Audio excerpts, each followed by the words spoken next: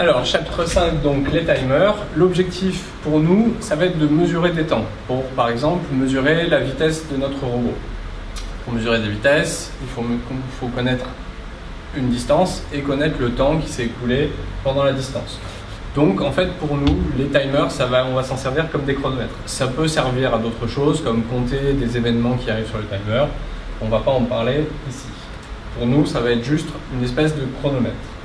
Alors, les fonctions en informatique qui vont être associées au timer, il y a l'initialisation, parce qu'il va falloir dire sur combien de bits on travaille ou quelle est la fréquence de l'horloge avec laquelle on veut travailler.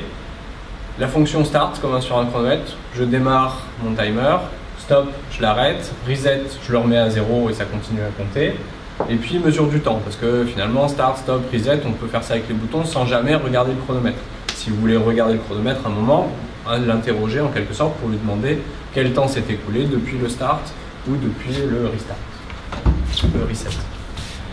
Alors, la base pour compter le temps, ça va être une horloge qui va être précise. Alors l'horloge qui va être précise sur le 18F4550, sur le microcontrôleur PIC, son horloge de base, c'est en tout cas au maximum 48 MHz. Donc, notre base de temps, notre période, ça va être 1 sur 48 millions en secondes.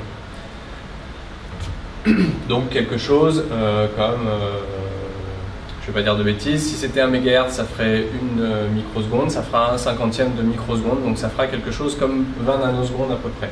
Donc tous les 20 nanosecondes, on a un top, et on peut compter un nombre de fois ce 20 nanosecondes. C'est à peu près 20 nanosecondes, c'est un petit peu plus. Alors, à chaque fois qu'on va compter avec cette horloge du microcontrôleur, on va incrémenter un nombre. On va faire plus 1, plus 1, plus 1, plus 1, plus 1. Et donc, en connaissant ce nombre et en connaissant la période, on peut calculer le temps qui s'est écoulé depuis le début du timer. Comme n, il va être codé à l'intérieur du microcontrôleur, il a forcément une taille qui est maximale. Ça peut être 8 bits, 10 bits, 16 bits, 32 bits. A priori, comme ça, on ne la connaît pas. Mais en tout cas, ce qu'on sait, c'est que le nombre max d'impulsions qu'on peut compter, il va être limité. Alors si on veut compter longtemps sans jamais dépasser ce nombre max, parce que si on peut compter de 0 à 1000 et qu'on dépasse les 1000, quand on va s'arrêter, on sera peut-être à 2, on sera peut-être à 1002, à 2002 ou juste à 2, et on ne saura pas. Donc si on veut être sûr de ne pas dépasser le nombre max, il va falloir ralentir l'horloge, parce que si le nombre 1000 c'est le nombre max par exemple, et qu'on peut compter, on compte toutes les 20 nanosecondes à la fréquence de l'horloge, ça fait 20 fois 1000, nanosecondes, donc ça fait 20 microsecondes. Donc finalement, je peux compter au maximum que 20 microsecondes. C'est pas forcément intéressant. Il peut être intéressant de compter plusieurs secondes. Donc pour ça, il va falloir ralentir l'horloge. Alors pour ralentir l'horloge, on va faire une prédivision de l'horloge. Donc si on symbolise encore une fois notre microcontrôleur ici, on a l'horloge interne qui est ici à 48 MHz. Voilà. On va diviser cette horloge pour la ralentir, on va la diviser par un certain nombre. Alors ça, il faudra le calculer en fonction de ce qu'on veut faire.